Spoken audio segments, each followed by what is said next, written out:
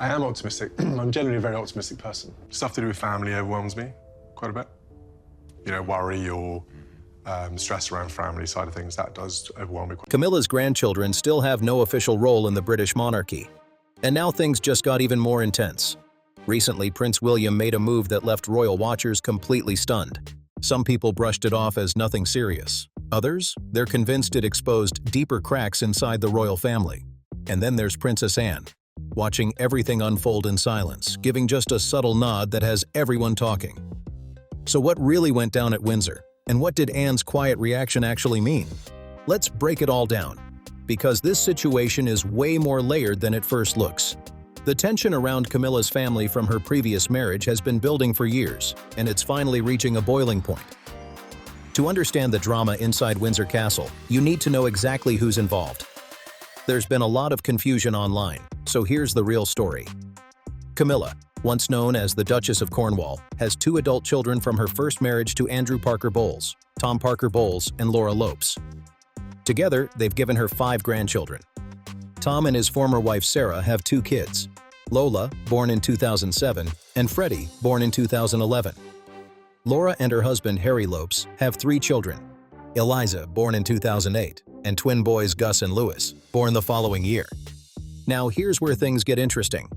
None of these 5 children have royal titles. Not one. In fact, Tom Parker Bowles has made it crystal clear, saying, "We are married in. We are not the royal family." That statement alone says a lot. And it doesn't stop there. Even though their grandmother is now queen consort, Camilla's children are not entitled to royal titles either. Royal expert Joe Little didn't sugarcoat it when he spoke about the situation. He said Tom and Laura will stay exactly as they are. No upgrades, no changes, no special treatment just because their mother's title changed. When asked about security, he made it even clearer.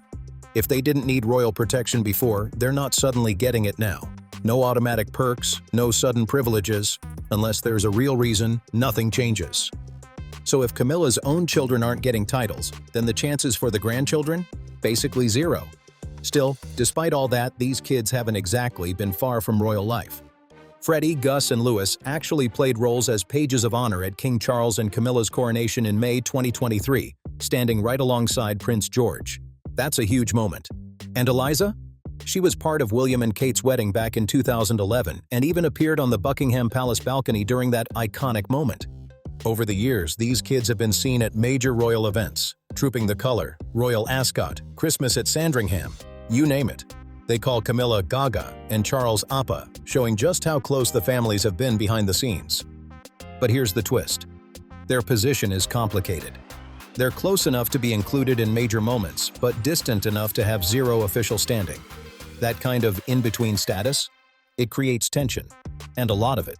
The only way they could ever receive titles would be through personal achievements or recognition, not through family ties. And so far, that hasn't happened. Now let's talk about Prince William, because this is where things take a sharper turn. William is known for one thing above all else: protecting his children at all costs. If there's one rule he lives by, it's simple. His kids come first, no matter what. George, Charlotte, and Louis are his top priority, and he's determined they won't go through what he experienced growing up. He watched his parents' marriage fall apart under public pressure. He lost his mother, Princess Diana, at just 15 years old, a loss tied closely to the intense spotlight of royal life. He saw how she struggled, how she felt pushed out, unsupported. That kind of experience doesn't fade. It shapes you. And in William's case, it made him extremely protective and very deliberate about how his children are raised. Royal insiders say William sets strict boundaries, especially when it comes to who his children interact with and how they're exposed to public life. He and Kate chose a quieter home in Windsor, away from constant royal chaos, and made sure their kids attend school in a more normal environment. They carefully manage appearances, limit exposure, and stay in control of their children's surroundings. An insider even shared in late 2025, William is becoming more serious and we're all starting to see what kind of king he will be. That shift is already happening. So when stories surface, whether confirmed or not, about William stepping in to remove his children from uncomfortable situations involving others at royal events, it actually lines up perfectly with his personality. He's not the type to hesitate. If his children feel uneasy, he acts fast. One moment that really stood out happened on Christmas Day at Sandringham. Princess Charlotte joined William, Kate, George, and Louis for the traditional church walk, where they met crowds of royal supporters. The atmosphere was packed, with people eager to get close, take photos, and hand over gifts. But in the middle of all that, William's attention locked onto Charlotte. As she greeted fans, the crowd started pressing in a little too close, and William immediately stepped in. He looked at her and asked, "Charlotte, you okay?" A simple question, but it said everything. That moment showed exactly who he is as a father: calm, alert, and always ready to step in when needed. And behind the scenes, it's also been reported that Princess Catherine made a clear decision. She didn't want full-time staff raising their children. That choice speaks volumes about how they want their family to function. Everything about William and Kate's approach is intentional, controlled, and focused on protecting their kids from the pressures that once shook the monarchy itself. Instead, she chose something very different: a home that actually felt normal. No special treatment, no royal shortcuts. The kids help lay the table, clear their plates, and clean up after themselves like any other family. And that decision says a lot. William fully backs this style of parenting. He even made it clear that he refuses to copy the way he was raised. In Catherine, the Princess of Wales, he admits he's determined not to repeat his father's approach. And he hasn't held back about it either. William has openly criticized the work-comes-first mindset that shaped his childhood. He and Harry often felt pushed aside while their father focused on royal duties. That kind of distance left a mark, and William is making sure history doesn't repeat itself. He's focused on giving his children something different: a childhood filled with warmth, attention, and real family moments. Even though his relationship with King Charles has improved over the years, especially after Harry stepped away from royal life, William hasn't forgotten what it felt like growing up in that environment. Now look at Princess Charlotte. She's growing into a confident, graceful young royal. That doesn't happen by accident. It's the result of careful parenting, balance, and a strong, supportive home. But here's where things connect back to Camilla's family. Because access to royal life isn't simple. Whether Camilla's grandchildren are present at key events often depends on both King Charles and Prince William. Right now, Charles has the final say. But in the future, that power shifts to William. And while they may not always see eye to eye, one thing is clear: William keeps a tight grip on the boundaries. Now let's get into the real tension. Because William and Camilla's relationship has never been simple. The royal family has seen plenty of drama over the years, but Camilla has often been right at the center of it. Her relationship with Charles started during his marriage to Princess Diana, and that history still casts a long shadow. That scandal from the 80s and 90s didn't just disappear. It left a lasting impact, especially on William and Harry. Watching their parents' marriage fall apart in such a public way changed everything. The divorce, the constant media attention, and the shift in family dynamics pushed the royal family into an intense spotlight that never really faded. And for William and Harry, navigating a relationship with Camilla was never going to be easy. Just 2 months before Princess Diana's passing, William and Harry were introduced to Camilla for the first time. Charles believed it was the right moment, but the situation was far from comfortable. At just 15 years old, William reportedly had no interest in meeting her. He had already been caught in the middle of his parents' struggles, and now he was being asked to accept the woman connected to that pain. When Charles described Camilla as his long-lost love, it hit hard. From William's perspective, it felt like being told his mother had been second place. And no child is going to take that lightly. Still, he didn't cause a scene. He showed up, and in 1998, he met Camilla at St. James's Palace. But the meeting? It was tense. Reports say the conversation lasted about 30 minutes, and afterward, Camilla allegedly said she needed a gin and tonic. Some even claimed she seemed shaken. That alone tells you how uncomfortable the moment really was. So, where do things stand now? It's not as explosive as some headlines suggest, but it's definitely not effortless either. William has publicly accepted Camilla.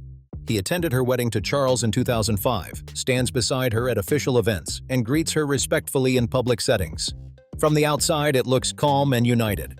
And to be fair, the palace isn't completely wrong when it presents a picture of unity behind King Charles. But here's the part that often gets overlooked. That acceptance came with limits. In his memoir Spare, Prince Harry revealed that both he and William originally asked their father not to marry Camilla. That's a huge detail. They eventually accepted it, but not because everything was forgiven. They did it for their father's happiness, not because the past was erased. William recognizes that Camilla makes Charles happy, and he respects that. But that doesn't mean there's a deep emotional bond there. The memory of Princess Diana still shapes how he sees things, and that's not something that just fades away. Harry took a much harsher stance, even calling Camilla the villain in his book and accusing her of trying to reshape her public image through media connections. William, on the other hand, plays it differently. He's more controlled, more strategic. Body language experts have pointed out that his interactions with Camilla are polite and measured, never cold, but never overly warm either. He respects her role, but keeps a certain emotional distance. And with King Charles facing health concerns, the future is getting closer and more serious. Once William becomes king, things could shift in a big way. Reports suggest Camilla's role within the monarchy may be reassessed at that point. Royal expert Christopher Anderson even claimed that while William remains cordial in public, he may not be comfortable expanding Camilla's responsibilities further. And then there's the next layer of tension. Camilla's grandchildren. They haven't done anything wrong, but they're tied to a situation William has complicated feelings about. They share family connections, attend similar events, and exist in the same royal orbit as George, Charlotte, and Louis. And William? He watches closely. As a protective father, he pays attention to every interaction. There have even been claims, still unconfirmed, that Camilla has tried more than once to position her children in discussions about inheritance. That idea alone has raised eyebrows among senior royals. It introduces a whole new level of tension behind palace doors. Is Camilla quietly pushing for her family's future? That's the question people keep asking. These inheritance rumors started gaining attention right after she became queen consort, and one of the most talked about stories involves her daughter Laura. According to reports, one autumn afternoon at Highgrove, King Charles was deep in paperwork, the kind no one outside the inner circle ever sees. And that's where things may have taken an unexpected turn. Camilla was right there, at the center of everything, firmly part of the inner circle and fully aware of what was at stake. On the surface, she maintained her usual calm and composed image, but there was a noticeable shift in the air, something unspoken that hinted at deeper intentions. Behind palace walls, quiet conversations had already begun circulating, suggesting that the queen consort had been giving serious thought to King Charles's personal estate. Not the crown's official assets, but his private wealth, including valuable art collections, countryside properties, and historic jewels passed down through generations. This wasn't just about money. It was about legacy, power, and long-term influence. Then came the moment that reportedly caught even those closest to the situation off guard. Camilla introduced an idea that was as personal as it was unexpected, and it immediately drew attention. She proposed that a portion of King Charles's inheritance could be redirected to her daughter, Laura Lopes, instead of strictly following the traditional path that would place those assets in Prince William's hands. It was a suggestion that, while simple on paper, carried serious implications within a system built on structure and continuity. Under normal circumstances, those estates would naturally pass to William and eventually to Catherine, maintaining a clear and established line. That is how the monarchy has operated for generations, with little room for deviation. However, Camilla's perspective appeared to come from a different place. Laura had long been seen as her steady support system, someone who remained loyal and grounded while staying away from the intense public scrutiny that once surrounded her mother. Living a quieter life focused on family and work, Laura represented stability, and in Camilla's eyes, that loyalty may have deserved recognition in a more tangible form. From a modern standpoint, the idea could be framed as thoughtful or even fair, reflecting the blended nature of today's royal family. But within the monarchy, where tradition holds significant weight, even a subtle shift like this can send a powerful message. It raised questions about precedent, boundaries, and the balance between personal wishes and institutional expectations. While Camilla may have presented it as a gesture of unity, others could interpret it as an attempt to strengthen her family's position within royal history without directly challenging the line of succession. As expected, the idea did not remain private for long. It quickly reached Princess Anne, a figure known for her firm stance on tradition and duty. Once Anne became aware of the suggestion, the momentum behind it seemed to disappear almost instantly. There was no public confrontation, no dramatic fallout, but the proposal quietly faded away, signaling clear resistance from within the senior ranks of the family. Observers noted that Anne's reaction appeared to align closely with Prince William's approach, both showing a strong commitment to preserving established royal structures. This moment also brought renewed attention to the long and complicated relationship between Princess Anne and Camilla. Their dynamic has never been simple, shaped not only by royal roles but also by personal history that stretches back decades. When Charles and Camilla married in 2005, Anne was reported to have been noticeably reserved, reflecting a wider sense of discomfort within parts of the royal family at the time. Even the atmosphere surrounding the wedding suggested distance rather than celebration, with body language experts later pointing out how formal and restrained the family appeared in public moments. Anne has always been known for her no-nonsense attitude and traditional outlook, which likely influenced her reaction to Camilla's position within the monarchy. However, the tension between the two women goes beyond protocol and into deeply personal territory. Years before Camilla's marriage to Charles, Princess Anne had been romantically involved with Andrew Parker Bowles, Camilla's former husband. Although that relationship did not lead to marriage due to religious constraints, it remained a notable chapter in royal history. The situation became even more complex when Andrew later married Camilla, bringing overlapping personal connections into an already intricate royal dynamic. While no one can definitively say how those events affected Anne's feelings, the timeline has fueled speculation for years and added another layer to their relationship. Royal commentators have suggested that Camilla may have felt intimidated by Anne in the early years, aware of both her strong personality and their shared past connections. Despite this complicated history, time appears to have softened some of the edges between them. Public appearances in recent years have shown moments of mutual respect and even lighthearted interaction. One widely noted example came during a Christmas Day service, when both women arrived wearing strikingly similar outfits. Camilla reportedly pointed it out with a playful gesture, and Anne responded with a rare moment of visible amusement. It was a small interaction, but one that hinted at a shift toward a more relaxed dynamic. Even so, their relationship is better described as respectful than close. They appear to have reached an understanding, built on shared responsibilities and a mutual commitment to the monarchy, rather than personal closeness. Both women are known for their dedication to royal duty, and they also share common interests, including a love of the outdoors and equestrian life, which may have helped bridge some of the earlier distance. Moments surrounding the coronation further highlighted their differing approaches. While King Charles and Camilla took part in a series of high-profile celebrations, including a major concert at Windsor Castle, Princess Anne chose not to attend that particular event. Instead, she prioritized her official responsibilities scheduled for the following day, a decision that aligned perfectly with her long-standing reputation as one of the hardest-working members of the royal family. Her absence did not go unnoticed, but it was entirely consistent with her character and priorities. Another reported moment of tension came shortly after the coronation, when discussions around Camilla's title surfaced. It was suggested that Anne expressed a preference for maintaining the distinction of Queen Consort rather than simply Queen, emphasizing the importance of historical accuracy and clarity within royal titles. While this may seem like a minor detail to outsiders, within royal circles it carries significant meaning, reflecting hierarchy, tradition, and public perception. Overall, while Camilla's place within the royal family is firmly established, the layers of history, tradition, and personal dynamics surrounding her role continue to shape how she is viewed behind the scenes. The relationships within the monarchy are rarely straightforward, and in this case, they reflect a balance between acceptance, caution, and deeply rooted legacy. As all of this unfolds, one thing becomes impossible to ignore. The royal family is not just navigating tradition, it's quietly redefining it in real time. Every decision, every reaction, every subtle gesture carries weight, and behind the polished public image lies a constant balancing act between the past and the future. Prince William stands right at the center of that shift. He is not simply preparing to inherit the crown. He is shaping what that crown will represent in a modern world. His approach is measured, protective, and deeply influenced by everything he experienced growing up.